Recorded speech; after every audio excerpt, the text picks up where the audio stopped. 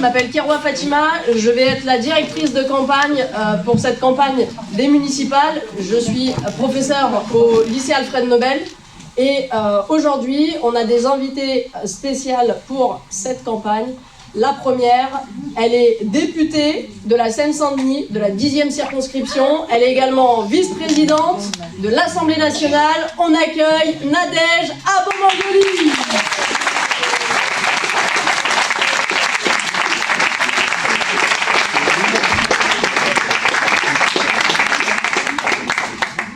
On a également en présence ce soir le député de la 12e circonscription de Seine-Saint-Denis, autrement dit notre député de Clichy-sous-Bois, Jérôme Legavre.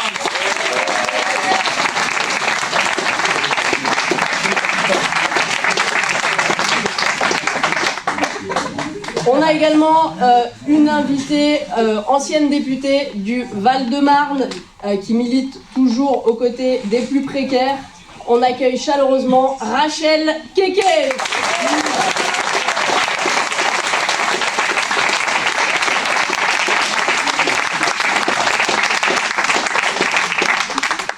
Et celle qui est candidate pour les municipales, pour la liste Faire mieux à Clichy-sous-Bois, on accueille maintenant Neza Barandi.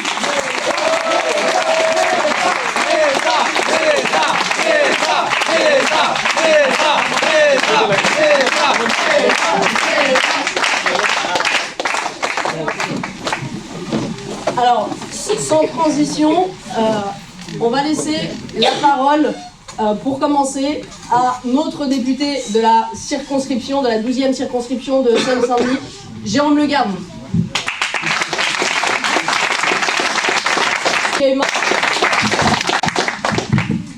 Oh merde.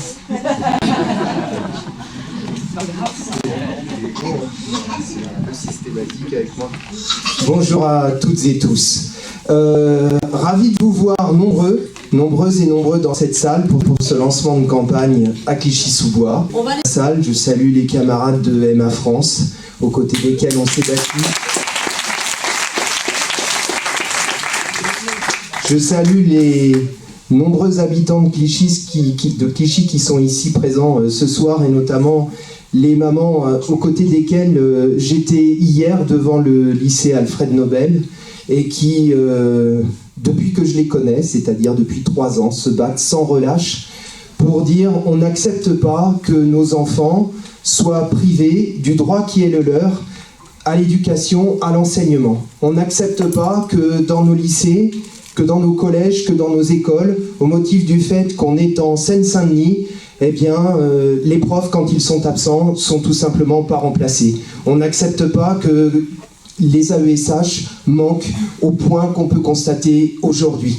Donc je vous salue toutes et tous. Je suis très content de faire ce lancement de campagne à Clichy-sous-Bois, parce que c'est, quand j'ai été investi en 2022, c'est la première commune où je me suis lancé et qui m'a accueilli. Et la première personne qui m'a accueilli, c'est Neza. Donc je tiens à saluer particulièrement et très chaleureusement et du fond du cœur mon ami et camarade Neza Barandi, qui, vous le savez aussi bien que moi, est sur le pont au quotidien. Et sur le pont, c'est nécessaire parce que la situation, vous la connaissez mieux que moi. Et il y a 1001 raisons qui justifient la campagne dans laquelle nous sommes aujourd'hui engagés et que nous lançons ce soir, mais qui s'inscrit dans la continuité de toutes les batailles que nous avons menées dans la toute dernière période. Sans vouloir plomber l'atmosphère, je voudrais commencer par une chose. Il y a quelques jours, il y a quelques semaines, c'était devant l'Association des maires de France, le chef d'état-major des armées a fait une déclaration dont vous avez certainement entendu parler.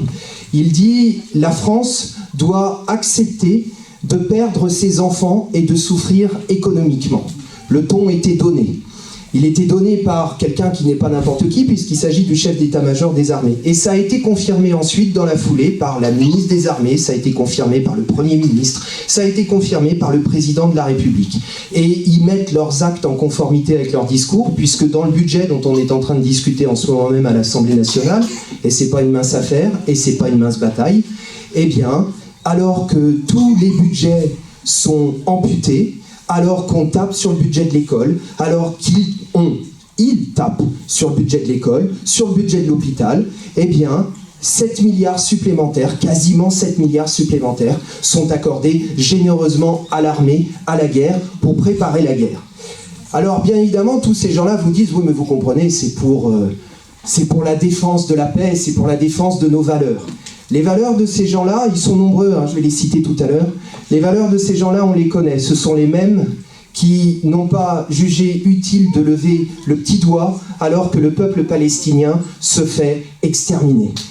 Et alors que nous sommes les seuls, et c'est notre fierté, et c'est notre honneur, depuis le début, à dire stop au génocide en Palestine, à exiger le cessez-le-feu, à exiger la levée du blocus, à exiger que le gouvernement français cesse de livrer des armes au gouvernement israélien, ce qu'il continue à faire, eh bien tous s'acharnent contre nous, tous s'acharnent contre la France insoumise, traités du pire, traités en particulier d'être antisémites. Quand je dis tous, c'est tous, du Rassemblement national au Parti socialiste, et parfois même ça va un peu plus loin. Tous, systématiquement, ont en commun de soutenir les dépenses militaires qui augmentent, de s'acharner contre nous en raison de notre engagement en défense du peuple palestinien. Et est-ce que vous les avez entendus, les uns et les autres? Alors, il y en a qu'on a entendus. Quand des ministres, je pense notamment à Bruno Retailleau, ont tenu les discours de division raciste qu'ils ont tenus. On vit dans un pays où un ministre de l'Intérieur a dit dans un meeting « abat le voile ». On vit dans un pays où le chef des Républicains à l'Assemblée nationale prétend vouloir interdire le voile pour les mineurs dans l'espace public. Pas un mot du côté du gouvernement qui laisse faire, qui laisse dire, qui alimente ce climat de division raciste, ce climat dégueulasse. Le Rassemblement national, lui, évidemment, se sent pousser des ailes et en rajoute. Avez-vous entendu le PS? Rien. Pas un mot. Pas un mot. Et de fait, ils sont complices de ce climat de division qui est alimenté par ce pouvoir pour faire passer sa politique contre la population. Pourquoi est-ce que je parle de ça? Parce que cette politique, c'est le pouvoir en place. Cette politique, c'est Macron. Et à Clichy-sous-Bois, le maire, il incarne le bilan de Macron.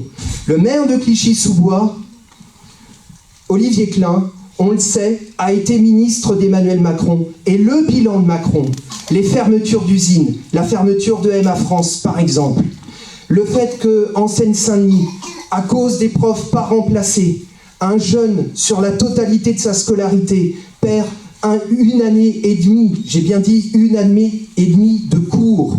Tous ces éléments mis bout à bout, c'est leur bilan. Et c'est le bilan de l'équipe municipale sortante. Alors nous sommes candidats pour la rupture avec cette politique. Parce que cette politique, elle conduit à la catastrophe. Nous sommes candidats pour la rupture avec cette politique, pour les dégager, eux et leur politique, et oui, pour faire mieux. On est candidat pour rouvrir tous les services publics qu'ils ont fermés. On est candidat pour que, par exemple, à Clichy-sous-Bois, il y ait des structures d'éducation spécialisées pour les enfants handicapés. On est candidat pour que s'arrête cette spéculation immobilière dont crèvent toutes les villes en Seine-Saint-Denis et en particulier la ville de Clichy-sous-Bois. Et à tous ceux qui voudraient diviser la population, qui voudraient dresser les gens les uns contre les autres en raison de leur religion, de leur couleur de peau, nous disons, vous ne nous diviserez pas. Nous sommes un seul peuple. Nous sommes ici, on y vit, on y travaille. On y est né, on y fait notre vie, on va y rester tous ensemble et non, vous ne nous diviserez pas. Et c'est pour ça qu'on est candidat C'est pour ça qu'on est en campagne dans toutes les villes de Seine-Saint-Denis et c'est pour ça qu'on va mener la campagne de la France Insoumise à Clichy-sous-Bois, derrière Néza Barandi.